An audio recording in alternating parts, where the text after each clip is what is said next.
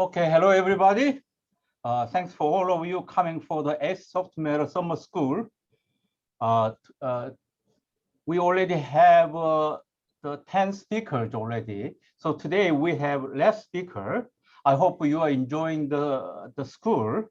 So today's speaker is Professor Nicholas Hurd. He's professor of chemistry and biochemistry at Georgia Tech. He got his PhD from UC Davis and postdoc at Lawrence Livermore and NIH fellow at UCLA. And after that, he joined Georgia Tech in 1999. And he is currently the director of NSF NASA Center for Chemical Evolution. And much of his interest focused on the origin of life. Let's welcome Professor Hurd. Well, thank you very much for the introduction. I'll share my screen now. There we go.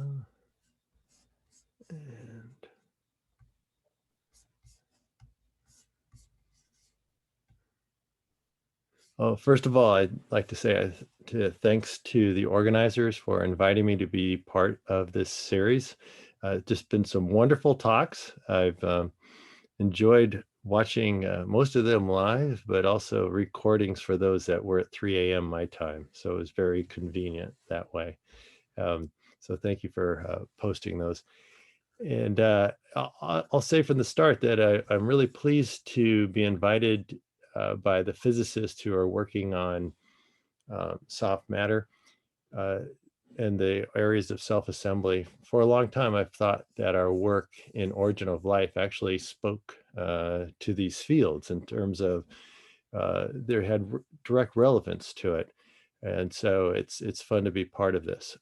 So today I'm going to focus my discussion of our work mostly on elements that are associated with self-assembly because of that reason for the topic of this. And then also I'll give a second part of the lecture that's on how we're using alternative solvents you'll see that are to address the question of how do nucleic acids replicate on the prebiotic earth. And I think the physicist will fully appreciate these connections, like I said, to soft matter. Oh, let me get this going here. Okay, there's been quite a few discussions already about the RNA World Hypothesis, so I don't need to really go into detail on that. I'll just say that, as a recap, the discovery that RNA can catalyze reactions really provided support for this idea that RNA preceded DNA in the origin of life. Some people think that that RNA was really the first molecule of life. And over the past 30 years or so, there's been tremendous work showing the catalytic abilities of RNA. And so there's been a lot of support for this idea. What I'd like to point out, though, there are some challenges with this theory. For one, what I'm showing you here is a ball and stick model, and I'll put this pointer on here. This is a ball and stick model of the hammerhead ribozyme. It's a naturally occurring catalytic RNA that cleaves its backbone. And it's not even showing you the hydrogen atoms. These are just the heavy atoms, as we call it. This is a simple ribozyme, you might say, by some criteria, but it's still a very complex molecule. It has around 100 nucleotides in length. So it's a little hard to see how that can spontaneously come about. And I'm going to go further and say, in addition to the RNA World Hypothesis, there's what's been called the Chemist Nightmare. And this is a term that was put forth by Jerry Joyce and Leslie Orgel now more than 20 years ago. They were real pioneers in the area of the RNA World Hypothesis. But what they pointed out was the great difficulty that's associated with how do you go from what we would call a prebiotic chemical inventory, a very complex mixture of molecules, to RNA, which is a very complex molecule. Some of the problems that you have are molecular selection. In this complex mixture, how do you sort out the molecules that should be connected to make RNA? And then how do you have what we would call correct coupling There's lots of problems associated with joining these molecules together to make RNA. Now, there's been some progress on this. There's been some people that have claimed that they have solutions to this. I'm going to say that there are many theories, there's many models, but I think it's unresolved. And so I like to point out the challenges to prebiotic RNA synthesis. And these challenges are really the inspiration for the work in my lab and the work within our center. These are challenges that I started to recognize, 25 years or almost 30 years ago, that were problems with RNA spontaneously forming. And so I thought we should write these down, and we should look for a possible solution to the problem of RNA first that addresses them. So these are base selection, how and why were the first bases selected. Sugar synthesis and selection, why is it ribose, how did it get selection? Glycosidic bond formation, the formation of the bond between the base and the sugar is a tough one. The connectivity, why is it a what we call 3' 5' linkage versus a 2' 5' linkage? Then chirality, how is it one-handedness of sugar? And then backbone formation, coupling these bonds together is another problem on its own. And then even if you can make RNA, get by all these problems, then you still have another challenge, which is replication. How do you replicate this molecule? And so we've been addressing, I would say, all of these. And I'm going to tell you about a few of these in my lecture today. So I like to look at these problems and say, okay, what's the essence of the problem? What does it mean in terms of the models that we can address? And we can ask questions such as, why were these first bases selected? How were they selected? So in life, Watson-Crick base pairing is essential for information storage and transfer. I don't think anybody would argue against that. When it comes to RNA, you have an AU pair, a GC pair. And when you think about the duplex, right, the essence of information storage and transfer are the pairing of these bases down the center.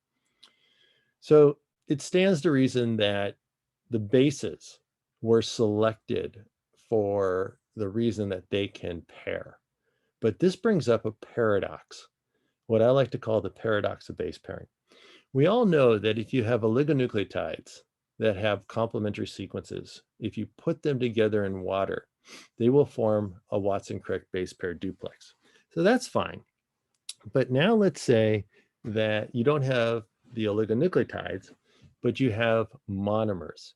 You have the single units, either the bases or what we call the nucleosides or nucleotide, the base connected to the sugar, but not in a string of them, just individual ones. The problem is that they don't form base pairs in water.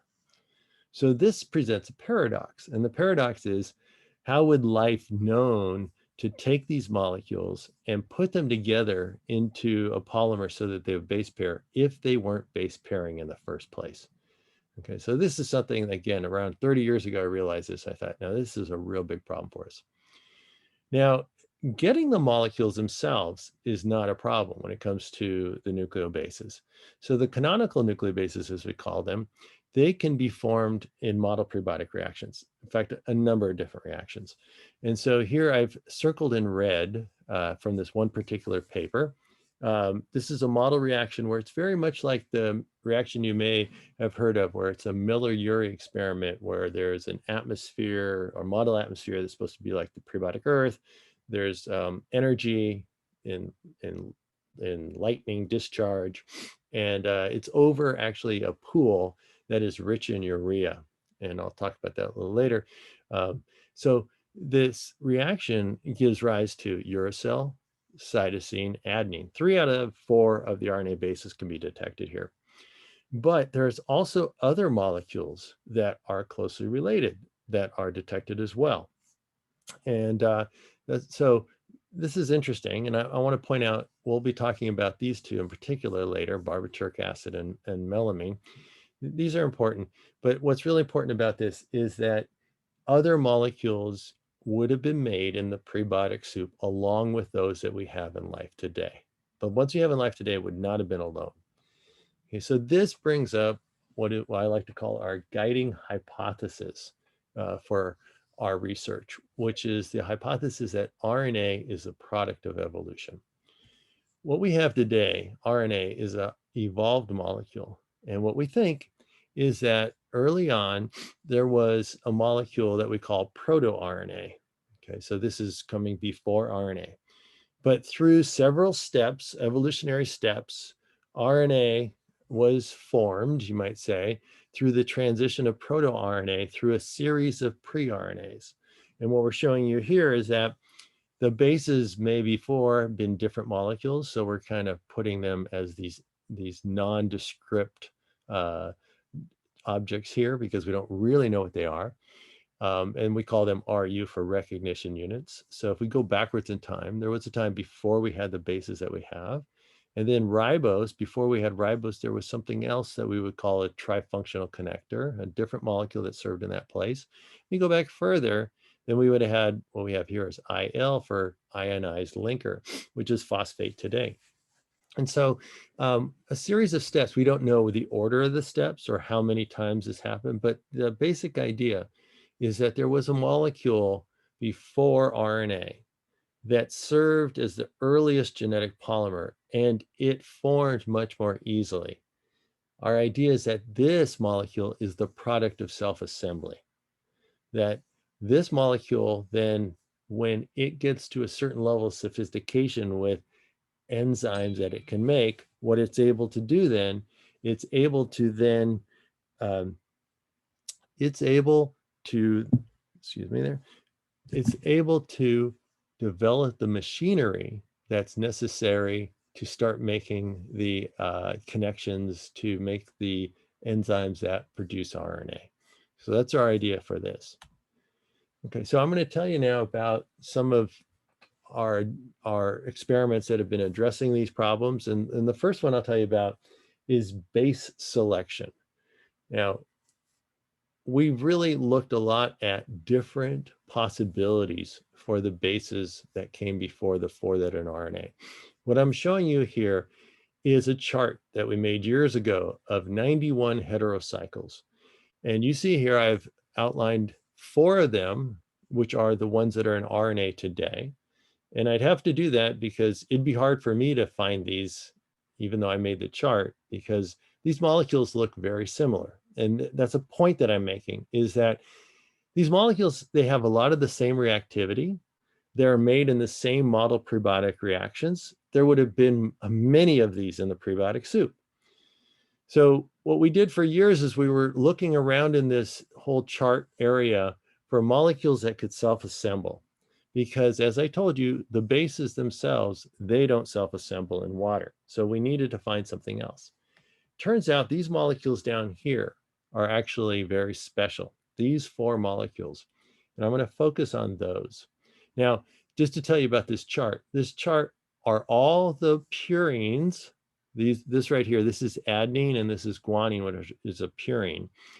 These are all the possibilities where what we call the exocyclic groups are either on here, they're either hydrogen, oxygen, or nitrogen. It's all those possibilities.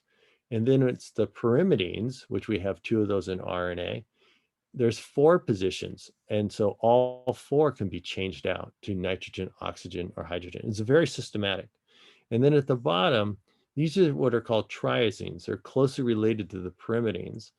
And we have these on here too, because as I showed you in the previous slides, that some of these molecules, they're actually formed along with those bases that we have in RNA. So this became our first, you might say, possible chemical inventory to look for molecules that could have been the precursors of the nucleobases. So these are the ones I'm going to show you. And I'll show you why we started focusing on these. After several years of looking at other ones, it had been shown that these molecules, that they associate strongly. Cyanuric acid and barbituric acid will associate with what we call TAP, which is triaminopyrimidine and melamine. So these 4 molecules here, triaminopyrimidine, melamine, barbituric acid, cyanuric acid.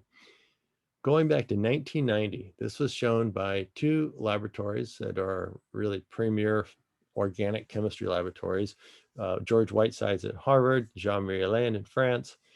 They were interested in these molecules, not for original life reasons. They were interested in them for self-assembly reasons. And I think all of you would appreciate, you look at these, And you can see how they can make pairs that look like Watson-Crick base pairs. Well, they were saying they're hydrogen bonding like Watson-Crick base pairs. And they can make these hexads or rosette structures, or they can make these linear structures. Now, it wasn't because of these hexads or these linear structures that caught my attention. What caught my attention was a single sentence that was in this paper by Seto and Whitesides that was in the Journal of American Chemical Society in 1990. And that single sentence said that if melamine and barbituric acid are mixed together in water, they precipitate.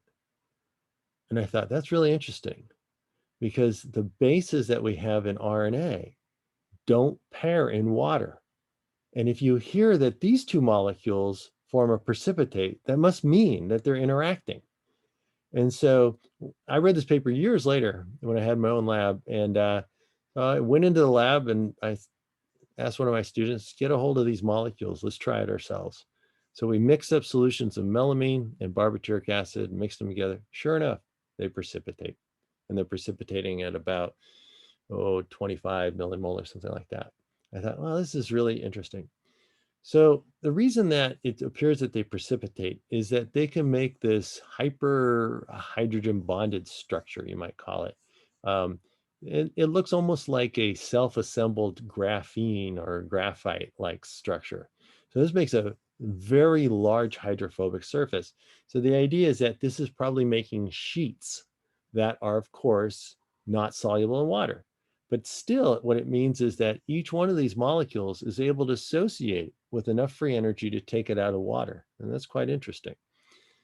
So we had an idea. We said, okay, why don't we try to get these to work in water in making assembled structures that are very well defined, not these infinite precipitating structures. So the idea was, what if we could block one face of one of the molecules? You can see in the other structure, right? They're able to pair in every direction. But what if we were able to block one face? And this is something that I'd like to say in self-assembly. Self-assembly is not just about making things that you want. It's about not making the things that you don't want. And that's clearly here, is that we don't want this large structure. So the first molecule that we worked with, we called it TAPAs, for triaminopyrimidine acid of succinate, for just to make a nice, easy to say word. And all we did, this is the succinate molecule. We modified this. We stuck it onto the end of the molecule here. Easy reaction. I did this one myself. And we were asking the question, if we put this molecule here with its pairing partner, would it make an assembly like this, where this is the hexads and they're stacked up and they put their charge groups on the outside? Well, like I said, I actually made this molecule myself. And when I did, I handed it over to a student in my laboratory. And I said, could you take this molecule and mix them together and put them into the UV and do an absorption experiment with them? Well, he came back to me and he said, I started to do that, but I had a problem. And I said, what was that? And he said, it turned into a gel when I mix them. And I said, well, that's really good, actually. I was going to have you do UV to see if we saw a shift in absorption, but the gel is even more important. So here you see, this is gelation, and this is an inverted vial experiment. It's very simple. And you just take tapas and cyanuric acid and you mix them together an equal molar amount of 3 millimolar here. And you can see that they don't stay at the top of the tube. You flip the tube over and they go to the bottom. But if you put them at 5 millimolar, what you see is that they actually do. What they do is they form that gel and they're staying right up at the top, okay? And it's sagging a little bit, so it's not very firm. If you go to 15 millimolar, you can see it makes a firmer one. So this is telling us that we've got an association constant that is such that less than 5 millimolar, it will form an assembly. So something else that was interesting is that when we took this solution of these molecules and we put it in the NMR, we found out that above a particular concentration, the molecules are invisible. And what's happening is that they're forming such large assemblies, they tumble very slowly in the NMR and they broaden out their peaks. So the only molecules that we see in solution are the free monomers. Those that are assembled, we don't see. So we can do an experiment where we look at the NMR visible intensity, as we call it, versus the concentration. And if we plot that, you see it goes up, and then it flattens out. And this tells us what is the association concentration, or the dissociation constant, you could call it more properly. And so this tells us that at 3.5 millimolar each, these molecules are associating with water, which is pretty good for a self-assembling small molecule. And we could do a quick calculation on that and say, what is the free energy of that for dilution? And that's 3.3 kcals per mole. So that's association energy. Now, what we also did is we took that solution and we put it down on a piece of mica and spun it out to make a nice thin layer. And we did atomic force microscopy measurements on it. And we see these beautiful self-assembled fibers. And if you consider the measurement of them to be 0.34 nanometers per stacked pi system, then one of these molecules that assemblies that is, say, a micron in length, and several of these are, at least a micron in length or even longer, that would mean that it has 3,000 stacked hexads. So these are very long assemblies, and we like to call these gene length non-covalent assemblies, because if we could stitch them together, they would have as much information as a gene. And we'll talk about that later, how we want to do that. Now, they don't just form on a surface. That was a piece of mica where they were sitting on the surface. This is in a transmission electron microscope. And so we could see individual fibers on that. I like this here because there's a whole bundle of them. And if you look at the electron density of these, you could look at the width, and the width turns out to be 2 nanometers across here. I'll go back here for a second. And on this graph right here, we're looking at the height of these fibers, and they're 2 nanometers high. And that really fits well with what is the width of the stack of those hexads that we predict. Now let's talk about this energy. And this is something that I really was surprised about. And I'll admit it was quite a lesson in self-assembly. So we can estimate the energy that's associated with the binding of these ring systems, these TAP or cyanuric acid systems into the hexad, by knowing that they make 3 hydrogen bonds when they come in, and those will be 0.5 kcals per mole based upon studies that have been done with RNA. In water, what is the net energy, free energy associated with hydrogen bond? It's minus 0.5 kcals per mole. We also know from studies with RNA, what is the energy of stacking of 2 6-membered rings, which would be the surface area that is being hidden away from water there, and also what you have for the close range London dispersion interactions. And that energy is about 2 kcals per mole. So if you put that together, the estimated energy for the binding of that small molecule stack is minus 3.3 kcals per mole. Now, maybe there's some self-correcting errors in there, but it hits right on with what we see for the free energy of mixing, or the entropy of mixing on there. So that looks great. That's the association, and it's due to hydrogen bonding and base stacking. Now, that doesn't really tell us, though, about why these polymers are so long. What I showed you in the NMR was that we only see the free monomers and the very long fibers. What that tells us is that it's basically a phase transition. It is only it's only single monomers or very long. There's no intermediate fibers. And that is something that most of the time when people are trying to make polymers, self-assembled polymers, a lot of times what they're seeing is they'll see short stacks that are getting longer. They'll have an equilibrium of different sizes. Ours are essentially infinite in length, right? They're thousands. And in fact, ideal conditions, we can get them so long we can't see the ends of them, right? They're just millimeters long. They must be. We just can scan and scan and we don't see the ends. They're really long. Okay, so why is this so favorable? Well, there's a huge energetic penalty that's associated with exposing this hexad to water. And we can estimate what that energy is. And we can compare that with the energy that is for exposing a single monomer. So if we look at the surface area, okay, the surface area of a single monomer is about 0.3 nanometers squared. The surface area of the whole hexad is about 1.7 nanometers squared. And for comparison, the surface area of a Watson-Crick base pair is 0.7 nanometers squared. And what I would say is that I think that that is too small. Okay, I think that that's a reason why we're able to get assembly with monomers and you don't get it with the Watson-Crick base pair. So I think this is a fundamental principle that tells us for self-assembly of these types of structures, we have to get something that's a multimer. That's probably on the order of at least 4 assembled, and 6 is definitely plenty, but 2 of them together, it does not seem to be enough. Now, we were going after a structure like this, and the reason for that is that we were very much inspired by a paper that was written by David Chandler that appeared in Nature in 2005. Some of you probably know this paper.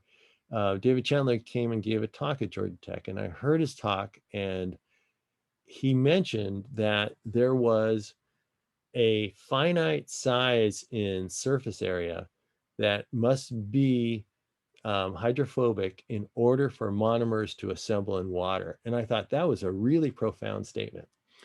And what he also showed in this, and I went back then, and it was right around the time that he wrote this paper, what he said that based upon their theoretical studies, what they had shown is that the free energy per unit area penalty for having a surface exposed to water is changing. It's going up as the surface area increases. And so it's not just linear with the area, it goes up more than linear. So it's like going almost like a cube of the linear size of something. And so if you look at the monomers here, this is the free energy penalty per unit area. And then you look at the hexads, and it's much more. It's over twice as much, right? So there's a lot larger energy there. So we can estimate this free energy. So the free energy penalty for these molecules being in water is about 2 kcals per mole, which is about what the solubility is predicted for them on their own. Now, if you look at Chandler's diagram and you do a calculation, the free energy for having both sides of a hexad exposed to water, okay, the free energy penalty is something enormous. It's 27 kcals per mole.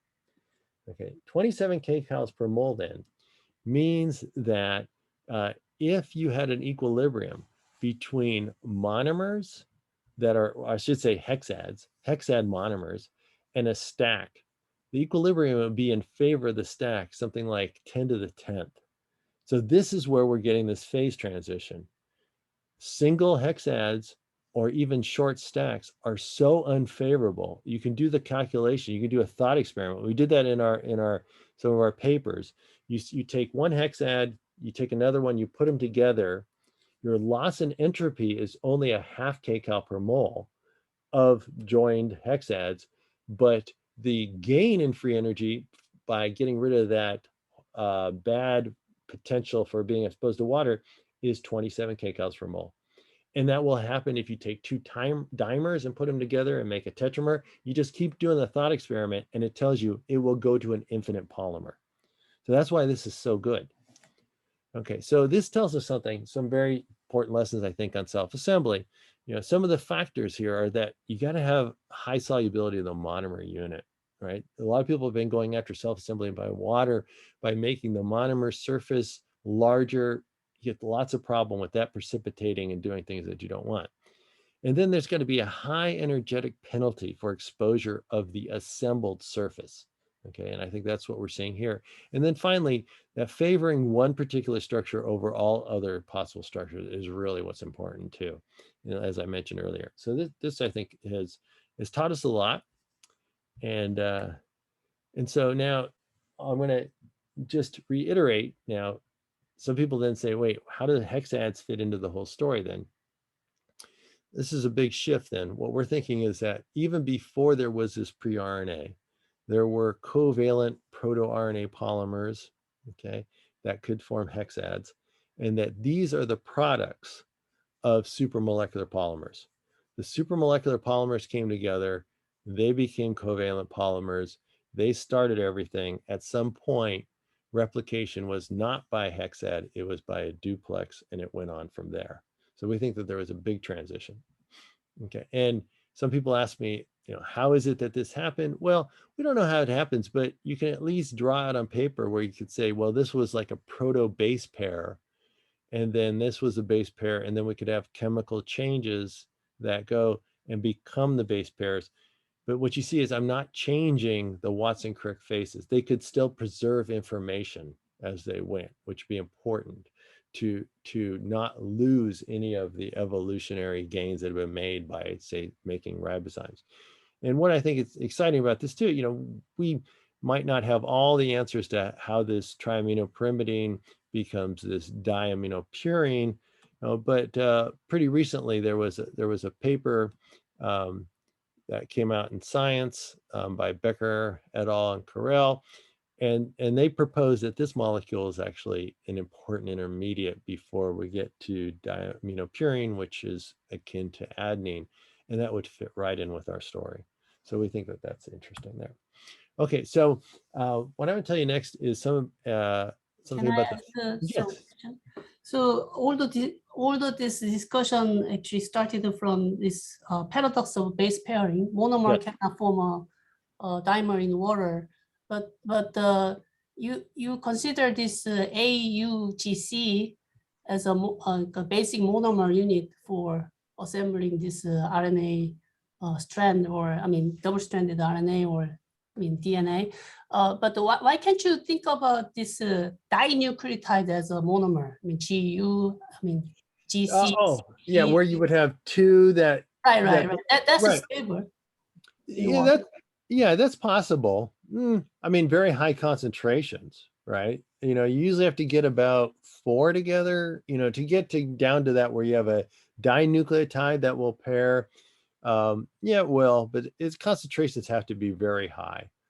And so, I'm looking at that and thinking, if we have a very complex mixture of molecules that could react with each other, unless they assemble by themselves first and then promote the formation of the backbone, we're going to have such a problem with molecules that don't pair that will be incorporated into the polymer as well. So, there could be some intermediate in all of this, but I'm really looking at the extreme and saying, I want self-assembly first and then polymers to come out of it, okay? And if anything, I think there's been too much focus in this field on get the polymers, right? And they're trying to just get them. And I'm saying, ooh, if it's and they're trying to do that in very clean reactions and they're not even working. Now, if you mixed in all the other molecules that were there in the prebiotic soup, I don't think any of those molecules would ever form. So yeah, definitely, we could discuss what extremes it on in that. But yeah, I'm going to the extreme and saying, I want monomers and I want them to assemble well, because even if these molecules are at a lower concentration in a very complex mixture, I want them to find each other, and they will in there. Okay. Okay, thanks. Sure. Yeah, anybody that's got questions, please, I'm happy to answer them. All right, so I'm going to tell you about some very recent studies. This just came out, just the last couple of months. We just finished this, and we were looking for the fine structure of these self-assembled polymers. Up to this point, we had based all of our information just on AFM images because we could measure the height and the width of them. But as I said, NMR, we can't get any information on there except what is the association constant. We could not determine a structure because they tumble too slowly. Also, we weren't able to grow a crystal of those. And so what we decided to try was fiber diffraction. As you know, that gave great data for DNA structure. So we took some of these mixtures and we put them between glass rods and we pulled them out slowly and let them dry. We got nice fibers, these right here, like 3 nanometers there. And there were two types of fibers that we made. And I'm going to show you that I showed you the tail before was on tap, and we called that tapas. We can also put this charged tail on cyanuric acid, and we call that Psycho 6. And then we also have one where we put a methyl group right here, and that's a chiral molecule then. There's no chiral centers on this. This molecule doesn't have a left-handed or right-handed. It's a planar molecule. There's no handedness. So we wanted to make one with a handedness. So we put a methyl group here, and that's a chiral center right there. So these molecules actually they make very nice assemblies. So we decided to focus on these to do our fiber diffraction studies. And first I'm going to show you the information that we got out of this one right here. And this is kind of fun. So when we did the fiber diffraction on this tap assembled with what we call R4 methyl psycho 6, got a really nice diffraction pattern. And I was working in collaboration with Gerald Stubbs at Vanderbilt University, who's done a lot of fiber diffraction studies. What he told me from the start, he said, it looks really promising, but it's kind of complex. And the reason is, he said, what we have here is called a crystalline fiber. He said, it's not really like a fiber diffraction, and it's not like a single crystal. He said, it's in between. He said, what you have are fibers that are in a crystalline state. And he said, that can be kind of tricky to solve the structure of that. So we worked on it, and this is what I'm talking about here. You see these bands that are similar to what you see in DNA here, but also along this axis here, you have these very thin, okay, arcs right here. And I'm going to show you that we're able to get some information out of all of that. Now, it turns out that something that I was surprised to find out, somebody that listening might tell me differently, but there's not that many people in the world doing fiber diffraction anymore of nucleic acids and assemblies like this. Pretty much everybody's moved to single crystal X-ray diffraction, that made it kind of tough. And so here's a very popular, well-known X-ray pattern. And so what I did was wrote my own fiber diffraction simulation software on this, because I talked to Gerald, who is a long time X-ray fiber diffraction person, and he said, well, the programs, they're written in Fortran. This is all like 50-year-old technology. And he said, and it takes a lot of work to get running on them. It's not even worth working on them right now. And so we wrote our own from first principles. That's quite easy. And as you can see, this is our simulation of a single DNA fiber, and it looks a lot like what you have from the Watson and Crick DNA. So here's our pattern that we have for our assemblies. And this is the pattern that we generated. And it looks quite good. These dark intensities here are reflected here. This one's right here at the right point here. You see these fuzzy bands here. We've got them here too. Underneath, there's some thinner, lighter ones. They are there too. A little harder to see that. What is different though, you don't have these bands like this on the side here. We don't really see that. We have densities, but we don't have those arcs. And now the reason for that is that we are simulating just a single fiber. And that will give us the fiber pattern, but these arcs here are coming from the packing of the individual fibers within the macroscopic fiber. Okay, so those are in the crystalline matrix. So we started off to do our simulation where we focused on getting the fiber parameters. And what you see here is that these are what we call layer lines. And if you mark off where the arcs are crossing these lines, you can add, put different number of lines, different spacing on there, but you want to have one line up with the principal right here, layer line right here, which is that principal refraction there is 3.4 angstroms. That's the spacing between the bases, or the hexads, as we go. And then depending upon how many lines fit from the equatorial line there that have the bands lying on them, that tells you about the helical twist of this structure. And what we found is that 9 of them fit really well.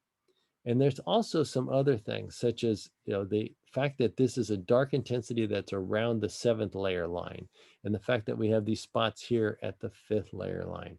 Okay, so I'll just jump forward and tell you that this is a model of the fiber diffraction of this assembly, and it has a helical twist of minus 26.7 degrees per hexad on here. And what you're seeing in green here those are the methyl groups on the tail, and they pack in really nicely with these tails sticking out. Here's the end-on view and the side view right there. As you see it, it starts to look a bit like a nucleic acid. Here's a little bit of a tilted view, because only one out of the 2 pairing bases here has a tail sticking out, right? It doesn't have all of what would become the backbone. It really has half of as many as it would. But we see why these pack or they have a helical twist of 26.7 degrees per hexad, because as you see on this view right here, that the methyl group with this degree of rotation puts it right next to the tail right here. Have really nice packing, hydrophobic packing. And I'll show you something that's fun. This is, why do we know that this is around a 30-degree rotation? Well, here's a simulation. This is a lower resolution simulations because we ran a whole lot of these. We ran hundreds of them. And what I'll show you here is we're going to look at where this line is right here. Remember I said that this line is showing up around the 7th layer line. And if we have a 10-degree twist, that line is up here at the 9th. And if we go to 15, it starts to move, right? There it is at the 20, 25, 30, it's right around there. And then what you see is you go higher, 45, another line starts to form and come up, 50, and then 60, it's in the middle. And so the fact that we have this line right here tells us we're around 30 degrees. How do we know that this is actually 26.7? It turns out that these features right here are very sensitive. So if you just change it to 26.7, of course we did all the angles in between, you see that these separate onto these 2 layer lines. And that's exactly what we have. We've got density here and density here that are sitting there at the 4th and 5th. So we're pretty good with that. Now we'll talk a little bit about the crystals feature here. And the crystal feature here, this is interesting because these arcs right here, even though we have these arcs which tend to say disorder, they're very thin. Okay, so they have a wide enough opening angle that you might think, okay, disorder, but the thinness of them indicates regular crystal packing. Now this was pretty interesting because we took the spacing of those lines. If you just go along here and you take each one of these along here and you plot it, that's what the black line traces there. And you do a simulation for different packing, it turns out that a hexagonal pack array, the simulation is in red right here, and it fits perfectly. So these, in the macro fiber, these stacks are packed in a hexagonal lattice, and we know exactly what the spacing is, right? We get the spacing at 33.5 angstrom, which fits really well with this whole thing. Okay, now what I'm just gonna finish this up a little bit and tell you that we know about even more detail about how these molecules are packed within the fiber. And this is something that threw me off, I'll admit, for like over a year. I didn't know the answer to this. That my first attempt at the fiber diffraction pattern produced patterns that look like this. That did not look like what I showed you before. And these would come about because I was making these perfect hexagonal bundles like this. Then I had an idea based upon those arcs. Remember, we've got these arcs here, okay? And I thought, well, maybe what's going on is that we have local packing in a crystalline state, but it's processing about the macro fiber axis. And once we did that, that's when we started to get the patterns that looked right. And so that's the simulation that I've shown you. They are of a single fiber, but they're of a single fiber that's been rotated around at 6 degrees. And that's what's giving us that pattern. So that fit really well. And I'll just show you quickly this other one without the methyl group.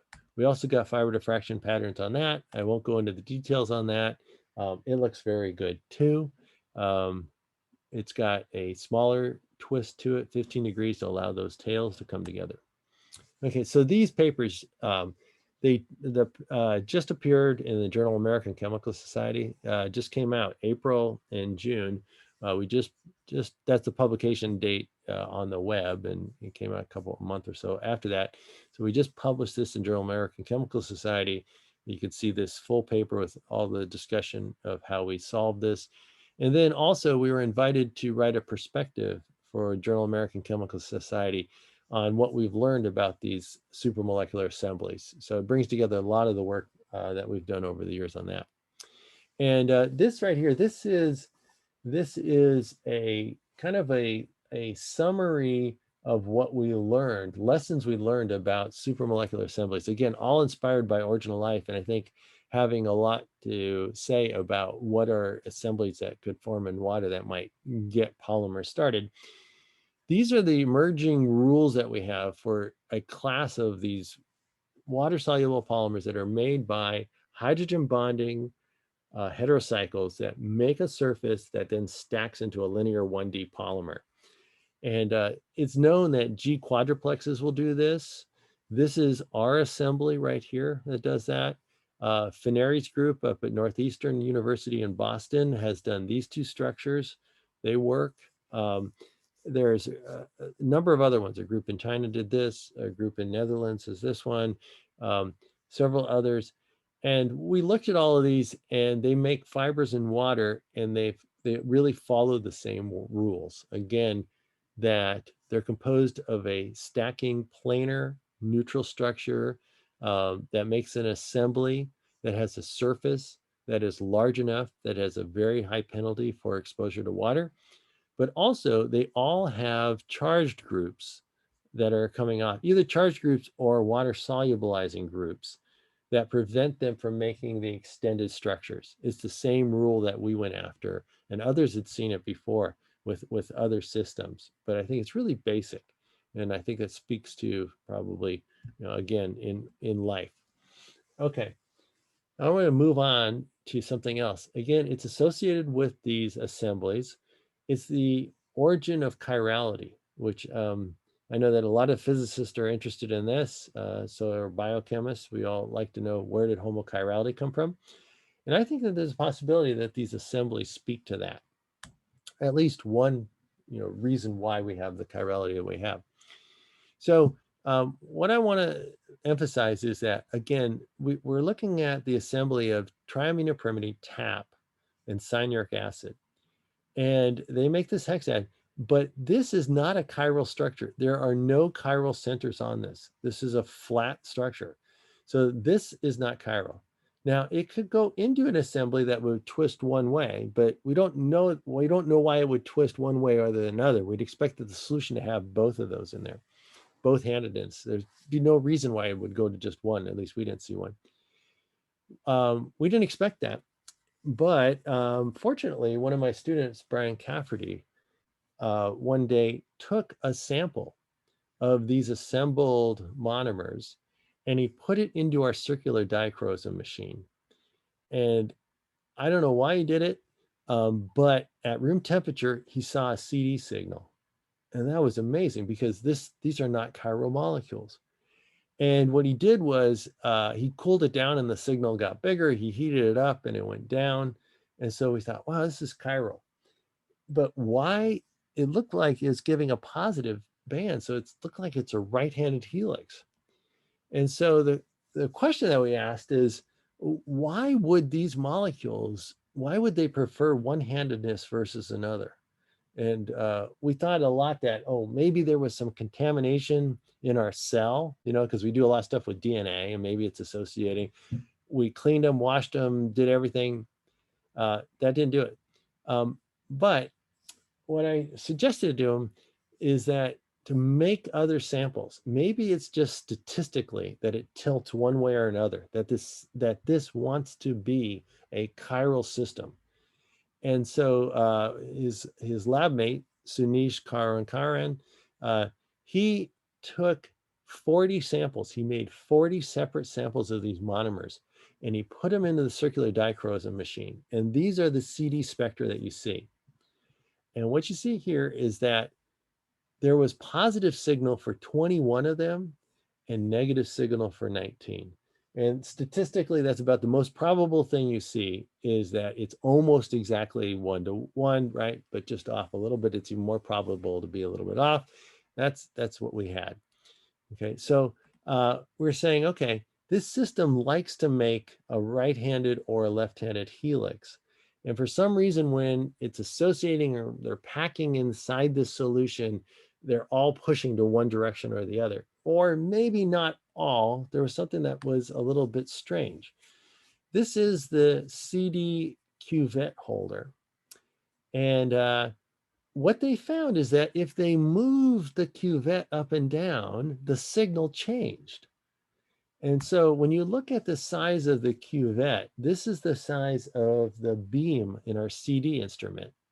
And so when they said, yeah, if we move it, it changes. And I thought, we might have domains that are of a certain size that go one-handedness or the other.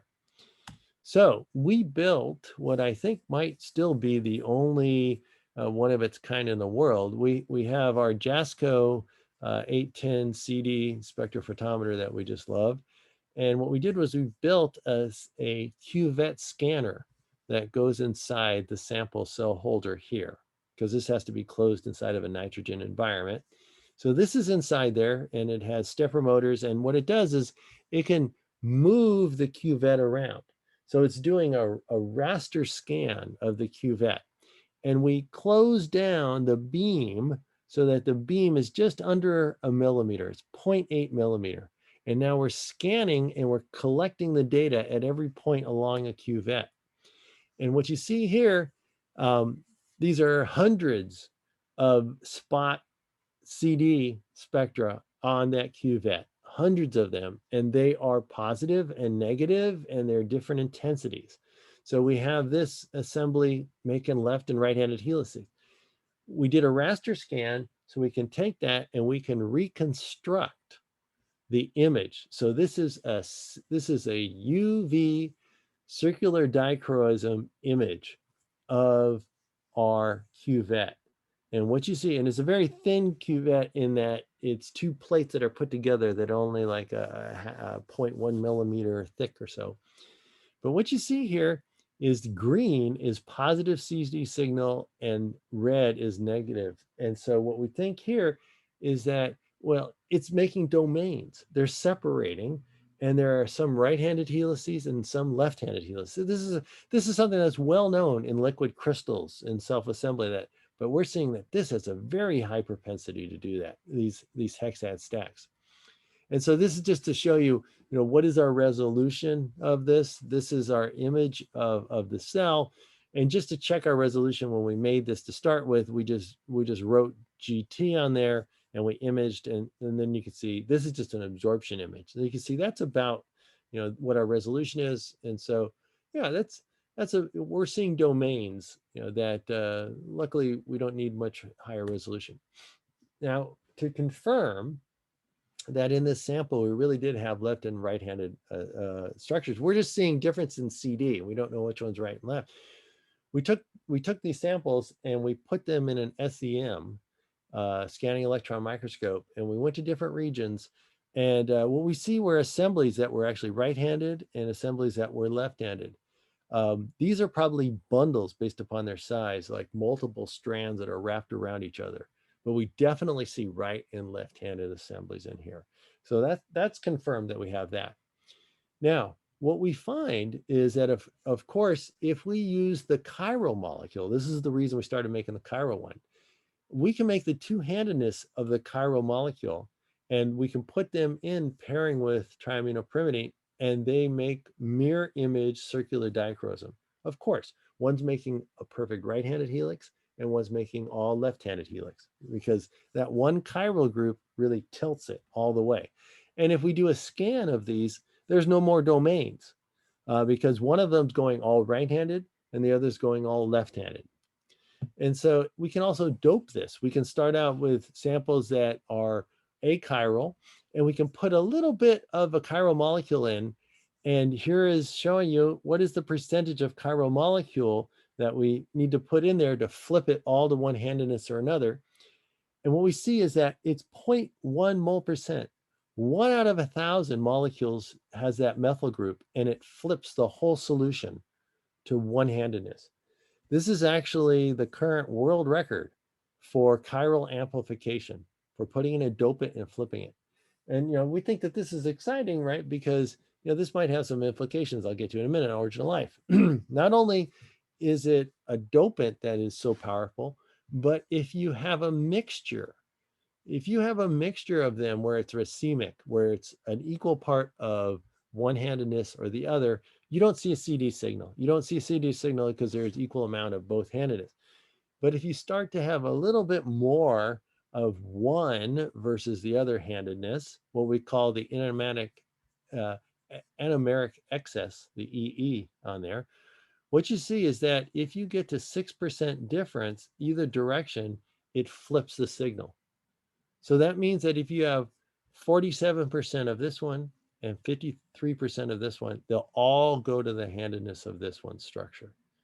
Again, we think that's exciting. These are molecules that these bases look very prebiotic, and they have an extraordinarily high propensity for making chiral structures and wanting homochiral structures. Now, something that I haven't talked about at all is that I've been talking about these assemblies and more on the self-assembly part of it. We've done a lot of chemistry in this area. And these bases that we work with, they do something else that I haven't talked about, which is they react with ribose spontaneously and make nucleosides, which is really important.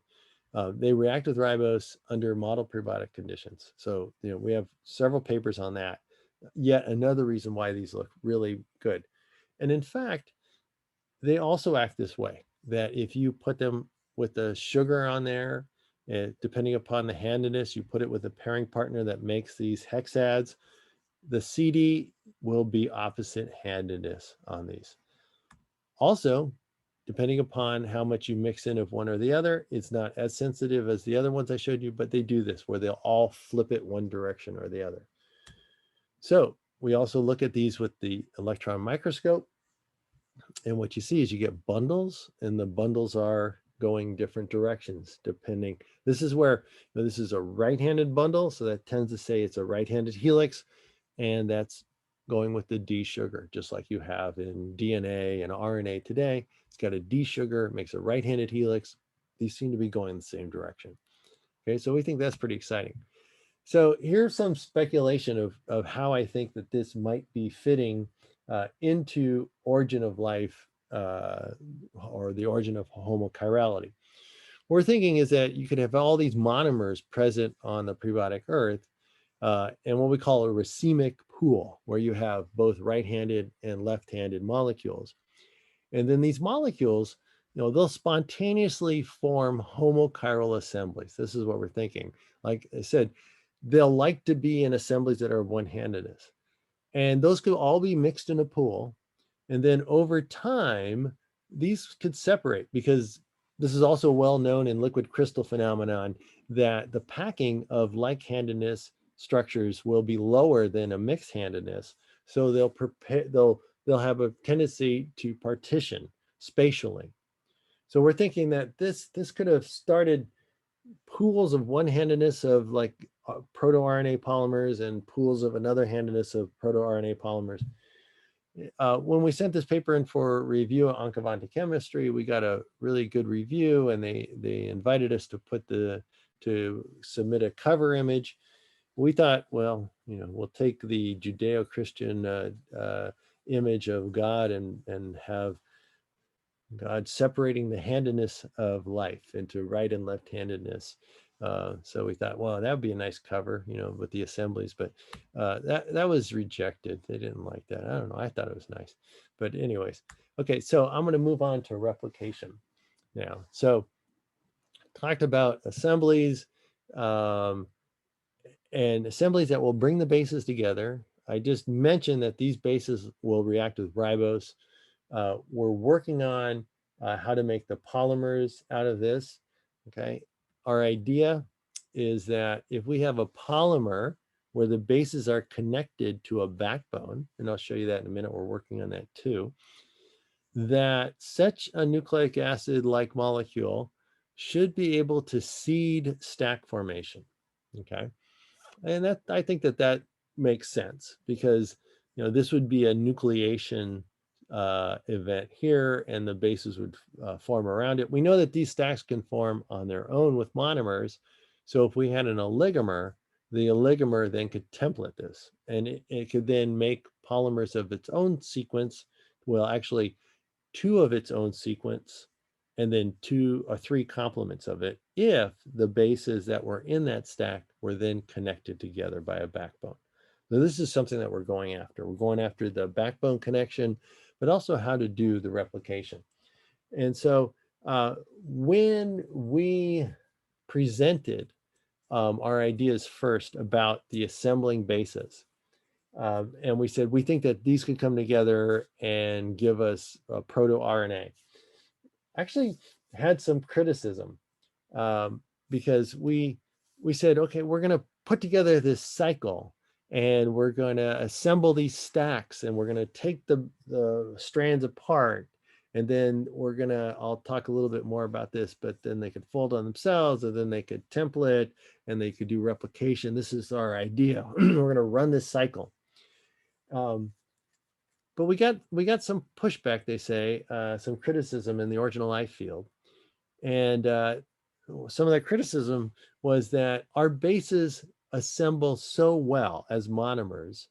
The question came up then, once these are in polymers, like we're putting here, they said, how are you ever going to get them apart?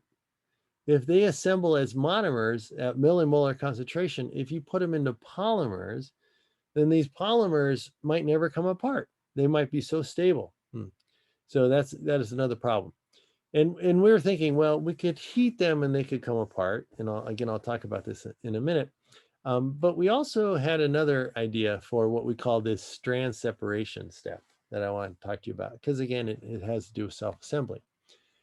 And that is that we realized that the pKa of TAP, if I go back for a second here, I'm sorry to go back on this, but I'm looking at the pH at which a proton would be added to this group right here, and the pH at which a proton would be taken off of this one. Turns out, I'll go a little back up to here, that these molecules are pKa matched, okay? That their pKa happens at about the same pH. So it's actually about 7.4. And what that means is that if you go down from that, you go to a lower pH, then you'll start protonating the TAP molecules, and that charge will cause the assembly to come apart. If you go to a higher pH, you'll start to deprotonate the cyanuric acid. That will make them negatively charged, and dissociation will come apart. So this gave us the idea that we could have a pH sensitive switch on the assembly. And theoretically, you can work this out. You can say, what is the fraction assembled based upon the pH that you're at as a function of the difference in the pKa of the two groups that are coming together, the two molecules that are coming together. And if the pKa differs by 5 pH units, which is something that's done a lot, because a lot of people use carboxylic acids and amine groups that are very common for their pH switch, then you actually have a pretty broad transition. And that's because in this intermediate region right here, you're not changing it much. You're not deprotonating or protonating. However, if the difference in the two pKas is 0, if they're pKa matched, then you should have a pretty narrow transition, and it should be centered right at that pKa matched. So here is what we found is that we definitely have that. We have pH sensitive gels that if we have it at pH 7, which is right around where the pKa is, they are solid. If we go to 6 or we go to 7, they fall apart. And in fact, this right here, this is data points that are on here for the fraction assembled as a function of the pH. And that green line is the theoretical limit for how sensitive the assembly could be. This is not fit data. This is a theoretical line saying that if they're pKa matched, this is what the assembly will be as a function of pH. And we are hitting basically the theoretical limit. It's really, so this is yet another thing that I think is really exciting, is that, again, these are some of our candidates for the proto bases, and they have incredible properties. They self-assemble in water, they react with ribose, they spontaneously make homochiral structures, and they're pKa matched. So they're very sensitive in assembly disassembly as a function of pH. And remember I showed you these 91 bases. Well, we can go in here and we can cross out those bases that could not form two Watson-Crick hydrogen bonds. Why would we do that? Well, if we run back in time from our nucleic acids what we have today, we need to be what we would call backwards compatible, right? We're going backwards, and those molecules would have had to have had the ability to transfer information forward, right, as evolution was taking place. If they can't hydrogen bond, at least with two Watson-Crick-based hydrogen bonds, then they probably wouldn't have worked. So we cross those out. We cross out ones that don't have good solubility in solution. It's kind of hard to say that, but some we know are famously insoluble, like uric acid, for example. And then what we can do is we can say unstable molecules, there's some we cross out. Also, if they form nucleosides, do they react with ribose? We can select them. And then do they self-assemble in aqueous solution? We can circle the ones that we've shown to do that. And then we can ask, are they found in model prebiotic reactions or meteorites? And what you see is that we're actually circling up these molecules that I showed you quite well. There's some other ones that are possibilities, of course, but it's not like we're just guessing at the molecules. We have a chemical space that is defined by the chemistry that would have given us the molecules that we have as the basis of RNA. And our hypothesis is that the molecules that came before them were made by the same reactions. They were in the same pool. And now if we put on these criteria for what we think the molecules need to be to give us a protonucleic acid, we start to home in on it. Okay, so what I've shown you there is talked about base selection, connectivity, so to speak, backbone formation is some of the things that are all coming together in this paper. Again, I'm not going to talk about this one as much because this is more chemistry than the physics of it. This paper just came out. The web date is like a week ago. Okay, so this is really new. And what you see here is we're making these assemblies, but what we've done is we've taken a protonucleobase, we've put it in with prebiotic molecules, we've shown that it reacts, that it makes this tail, it can react with another molecule, get extended, and that together these will react and they start to make a polymer. And this polymer, when put with a pairing partner or with another polymer like that, it forms a hexad assembly. This, you might recognize, this is a peptide backbone.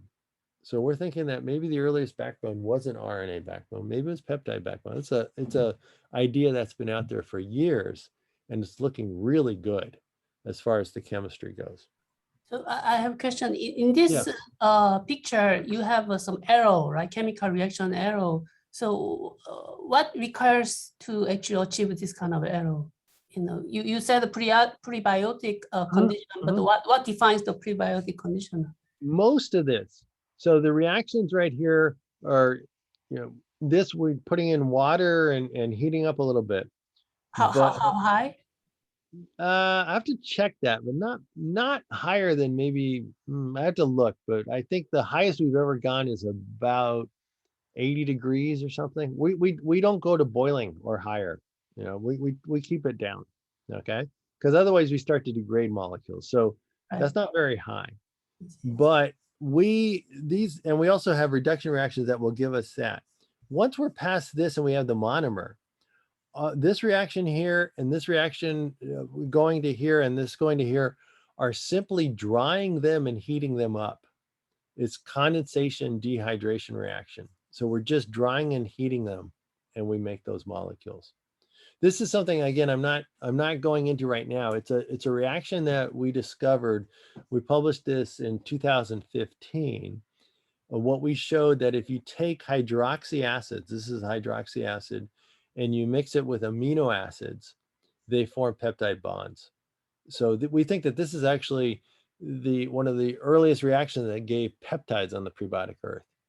And this is a peptide backbone. So that's why we're really interested in that. So as long as we can get the bases attached to what is a hydroxy acid group or an amino acid group, we can get these reactions to go. And so we're making oligomers. So again, this has just come out, and it's looking quite good. And we're working, each of these, and it's a very fair question. Each of these has been done separately, in separate reactions, because we show what our yields is and that we get each one, but then we make this one, but then we start with a pure solution of this, which is a justified criticism of it would all be in one pot, right? We're working to get there. It's just analytically it's tougher but the yields are reasonable on these. They're not small amounts. We're actually producing molecules. So and at the end of this paper, what we say is that this looks very good, as in all the parts look prebiotic. They're making assemblies, but this might not be exactly the molecule, right? There's probably some adjustments or other backbones that but we're just trying to show the principle that self-assembly, both non-covalent like the hexads and what we would call covalent self-assembly, it can drive us to these polymers. That's what we're trying to show. Okay, I'm going to talk for the last few minutes that I have. I'm going to show you something on replication, and this is the work that has to do with alternative solvents. And a little bit background on this. There's been two models for how replication would have happened on the early Earth. One of them is that you would have had a polymer that was a template and monomers that would come down and attach and polymerize. There's been a lot of work on that. There's another model, which is that you would have oligonucleotides, and the oligonucleotides would bind, and these short oligonucleotides, these would act as the substrates for the other strand. It's very similar. I tend to favor this one because I think that if we had a pool of molecules that were acting as templates, we'd probably have shorter pieces that could act as substrates. And of course, also these bind better than the monomers. And so, this is something also from a practical standpoint, we can use this to do models of replication. And I'm going to show you that, and we're going to do this with DNA.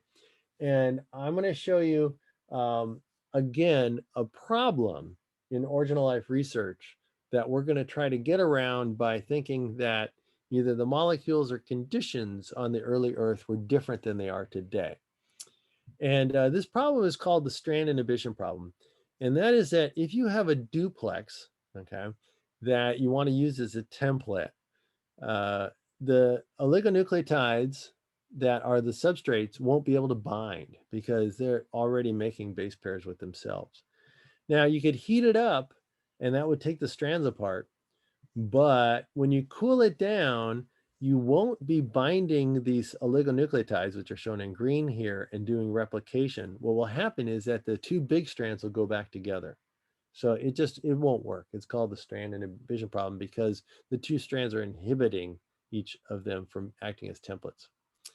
Okay, so remember that I mentioned earlier that our idea is that through self-assembly, backbone formation, we can make a cycle that by heating and cooling and maybe changing pH and by changing water activity, we could make synthesized polymers. These polymers could replicate and then, at some point evolve. Okay, I said that in the context of a hexad, but we're not there yet. So we look to do this with a duplex as a proof of principle. And so our idea for this, the way that we thought we would get around the strand inhibition problem, is that we start with a duplex, we heat up the duplex, the strands come apart, but then what we do is we have this in a solvent that allows trapping of those longer strands into intramolecular structures. And then conditions are changed so that the short oligomers are able to diffuse and bind onto these templates, and they're able to coat the templates, and then they're ligated together, and then that's replication, and you can go around again. That was our idea. Now, that's why I said this is with a duplex instead of a hexad. And the idea is really that when we would have had drying reactions on the early Earth, which, as I just mentioned, we think that those would have driven the polymerization reaction, the bond formation. that as the water evaporated, there would have been more than just a change in water activity. We think that the solvents could have changed because there would have been organic molecules that were dissolved in with the water. And so these could have dried down and made like a viscous solvent. And we think that that could be key to getting around this strand inhibition problem. So this is our idea then, is that if we have a really high viscosity solvent, the viscosity will cause these strands to fold into intramolecular structures rather than go back to the duplex when they're cooled down. Now, this idea came about based upon another experiment that we were doing that wasn't to try to get around strand inhibition. We were trying to make nucleic acid structures in non-aqueous solvents. Now, the reason we want to do that is that we wanted to do the chemistry of polymerization that would be inhibited by water. So we wanted to get rid of the water. So we used a solution. This is where I mentioned urea before, that I think urea might be key to high concentration to certain solvents on the prebiotic earth. But we used this solvent that was urea and choline. And we found that we could support duplex, triplex, or G quadruplex structures in it, 3 different types of secondary structures formed by DNA. And it's very viscous. It's 1,000 viscosity. And something we discovered about 10 years ago was that if you take an unfolded G quadruplex and you heat it up, you to 95 to unfold it, and you cool it down to 20 degrees C at room temperature, it will refold in less than 2 minutes. But what we found is that if we were in a high viscosity solvent, what would happen is that within about an hour, it would fold into some secondary structures. And then it would take months to refold into the thermodynamically favored structure. And this is what gave me the idea that a viscous solvent might be the key to getting around the strand inhibition problem, because with viscosity, we are able to favor kinetic structures over thermodynamic structures. So this is our idea then, is that we'll have a high viscosity solution, we'll heat up the duplex, the strands that come apart, we'll cool it down, they'll fold intermolecularly. The short ones will diffuse, they'll unwind those, they'll coat this, and then we're going to use a ligase enzyme just to make that bond between them. We still got to work out the chemistry prebiotically, and we'll see if we get replication. So I'm going to show you just one data set on this on DNA, and we have a template that's very long. And what we're able to do is we're able to put in the oligonucleotides on there. And if we cycle this in water, there's no bands. This is gel electrophoresis, where these are the monomers and the products will show up here. We're looking to make something that's above 300 to 350 base pairs if we get complete replication of the whole sequence that we're going after. If we cycle this in water, what you see is that we don't get any products. Now we put it in this viscous solvent and we cycle it, and you can see we get bands there. Now, that's the full length product. But if we leave off one of the oligonucleotides, we actually stop at a certain point, and it corresponds exactly. We look at the length, product length, concentration. It corresponds exactly what we'd expect for the length. If we leave off another one at this position here, right, we get a length this size. Do the same thing, leave off another one here, we get that length. So it shows that we're getting sequence reading of these, but the oligonucleotides are going on in the right place. And it's only because we're cycling with this that in a viscous solvent that this works. Now, we did that with DNA. Of course, people are more interested in RNA because of RNA World. And we do this, we cycle it. We cycle the RNA in the viscous solvent and it works. We can get replication. Now, why does this work? Well, like I said, the intermolecular structures form more quickly.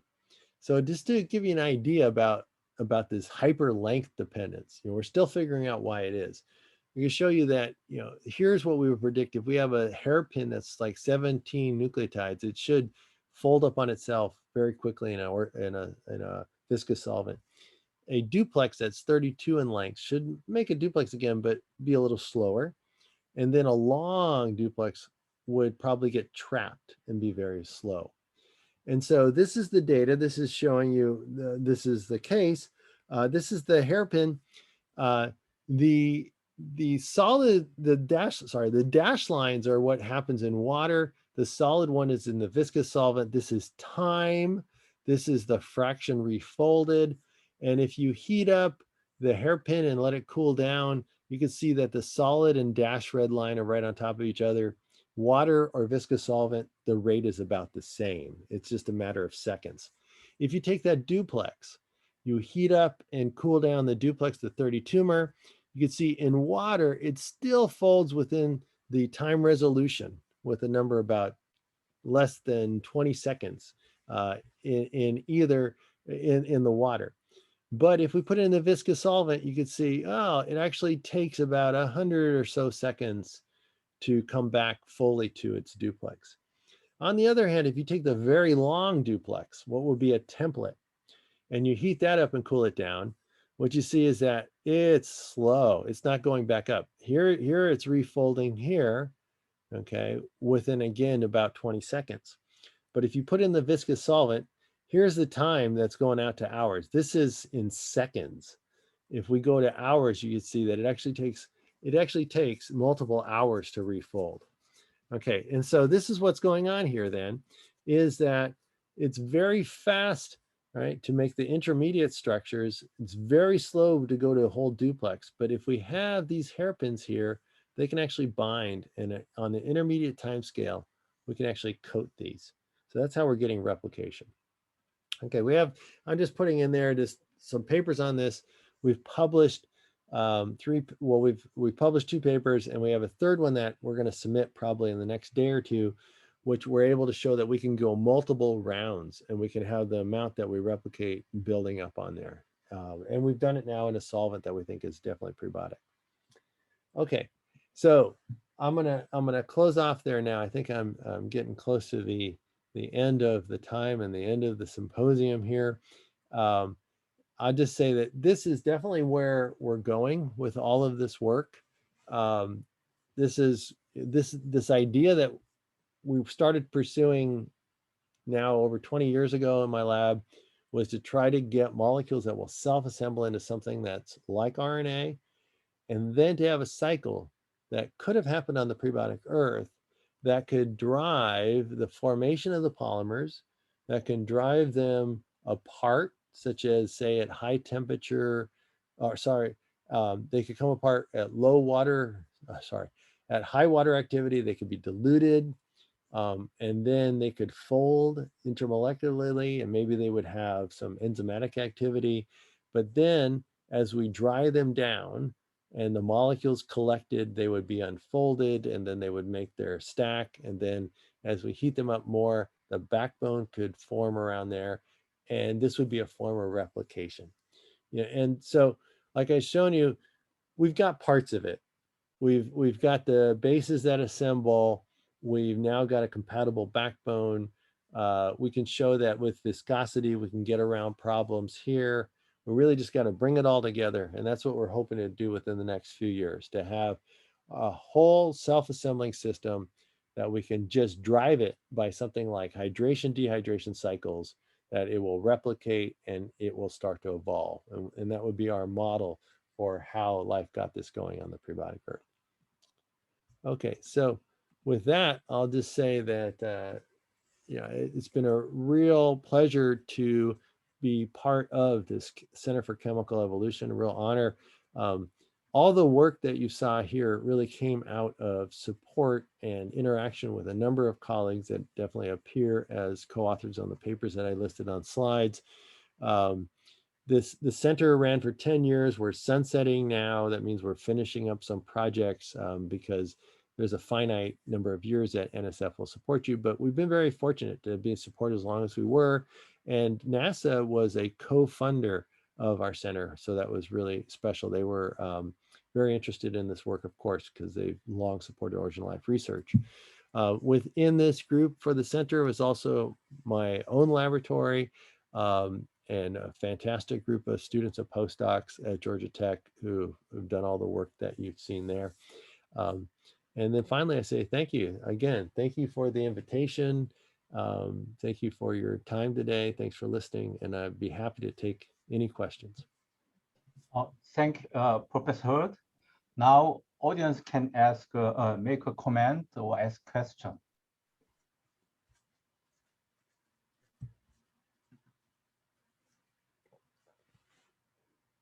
I have a simple question.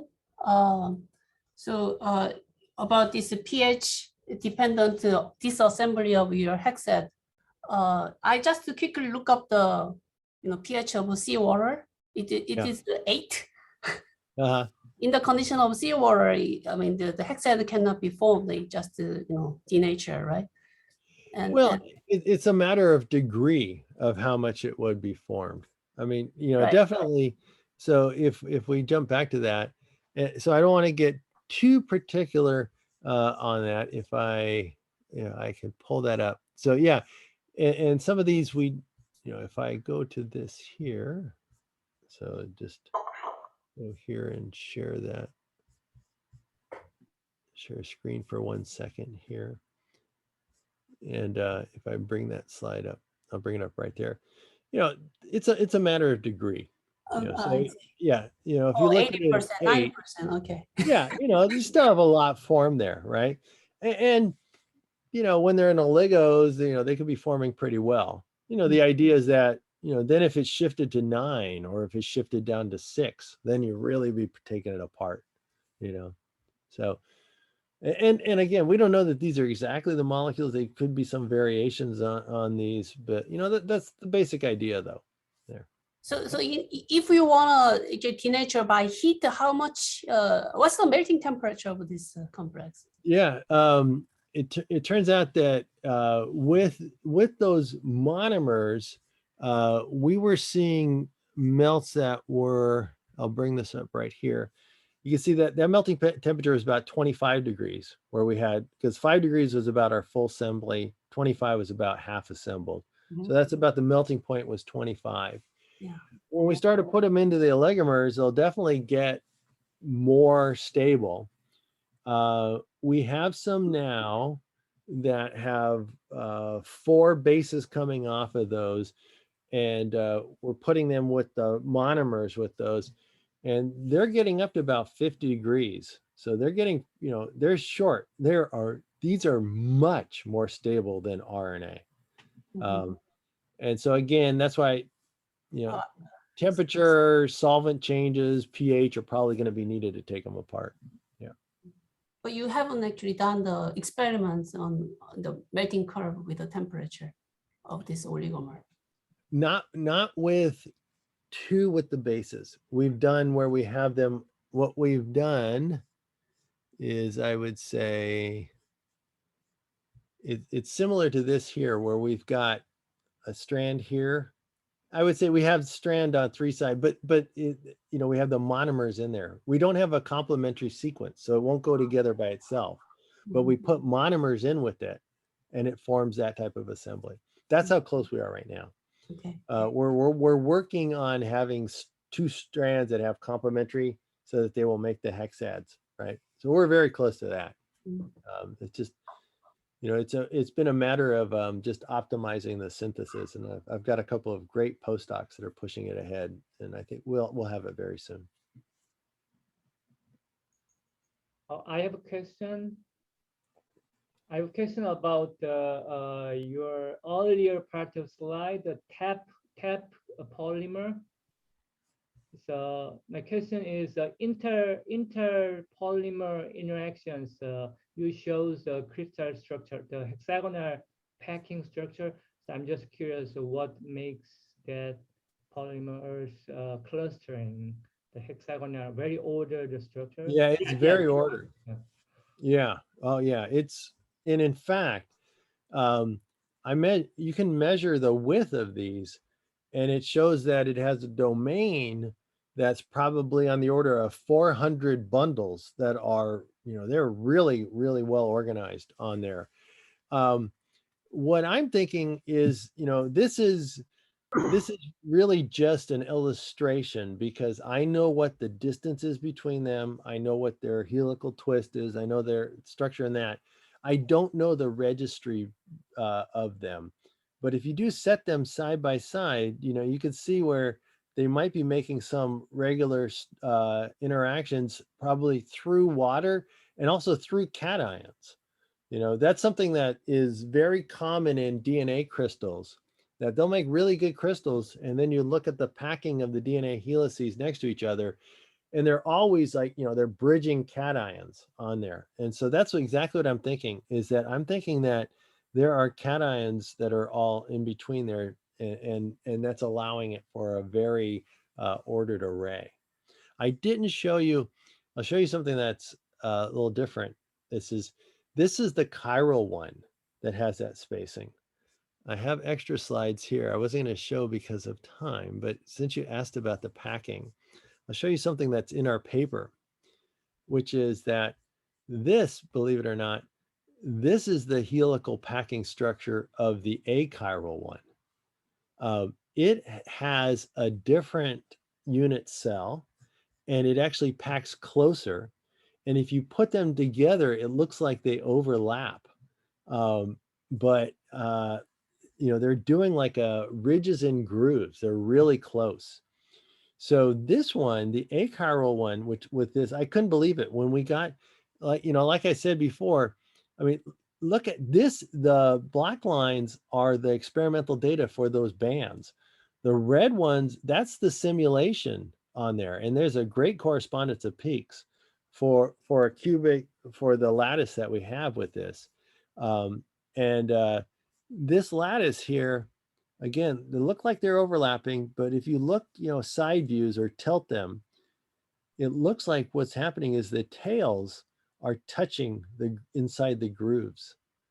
And so this is not too surprising, because it's been shown that these molecules like TAP, triamino-pyrimidine, this molecule right here, it's been shown that it interacts with carboxylic acid groups, which are the groups that are at the end of the tails. So that's some other groups of some other research groups have published papers on that, saying that they. So when I saw this, I think, that's probably what's happening, and that's why I show the close up here. That and this again is just a model based upon taking our helical structures and then putting them at the positions that they are in the lattice, and then just twisting them until we get minimal overlap. And I think it looks pretty good. Thank you. Yeah. I have the question. Yes. The solvent you try for your duplication experiment is a mixture of a urea and choline chloride. Yes. That's a deep eutectic solvent. Yes. Did you try ionic liquid, because they are similar? So I wonder. Yeah. Yeah, good question there. To repeat for everyone, did we try an ionic liquid? Because we were doing the deep eutectic solvents. And you're right with that question, because that was actually what we were trying at first. We were trying ionic liquids, and I'm still very interested in them. Some of these ionic liquids have imidazole, they're imidazole derivatives, imidazole salts. Right. And those, some of those, there might be some prebiotic molecules that would do this. And, I think that there's a connection there. We are, the paper that we are going to be publishing now is, it has a mixture of urea and acetamide, okay, which is also a very simple molecule that's plausibly prebiotic. And so we get a solvent with that supports replication. But that's a great question.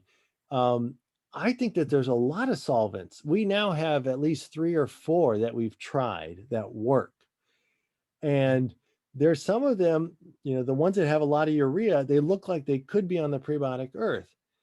And the imidazole, there's some, we didn't get it to work. Weren't able to get that to work in some of these ionic solvents, but there's so many mixes that you can have with cations and anions. We might not have picked the right ones. But imidazole, of course, is a very important catalyst in life, right? I mean, you're right on there that this is something that I'm really interested in, is that if we change that solvent, it might not only help us with the replication cycle, but it also could catalyze the bonds to, help form those backbones. I think this is really possible. And the other thing that I just wanted to state with this is that the solvents that we're using, the deep eutectic solvents, the ionic liquids that we try, we're always looking ones that mix with water, right? They're miscible with water. And what's so important about these, of course, as you fully know, is that they are not volatile. You can pull a vacuum on them and they won't evaporate, right? Because they make a salt, and the salt is a liquid. And I think that this is, that's why I wanted to mention, in a group of physicists that are thinking about phase transitions and solvent effects, I think this is really important. I mean, think about this, that all of these original life studies have been done in water. Or maybe if they weren't done in water, they were done in water and then dried down, is about, that. Or they dry them on a surface or something. But think about the whole space that is not been explored, which is the solvent that could be left behind when water evaporates on the prebiotic earth. And that solvent could support, self-assembly. We know that. We're seeing that. Would the solvents support DNA structures? We have some that support hexad structures. But not only that, the chemistry can be really different. So I think this is a really rich area to explore, and what I'm trying to do is I'm just trying to get one system to work as a demonstration. And then hopefully, it'll get people around the world excited to dig in deeper. And then maybe we'll find, this is not only a good solvent for replication, but it also can synthesize our molecules, and do everything, right? Okay, thank you very much.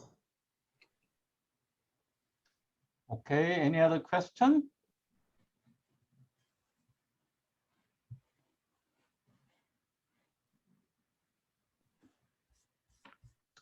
Okay, if not, once again, I would like to thank Professor Hurd.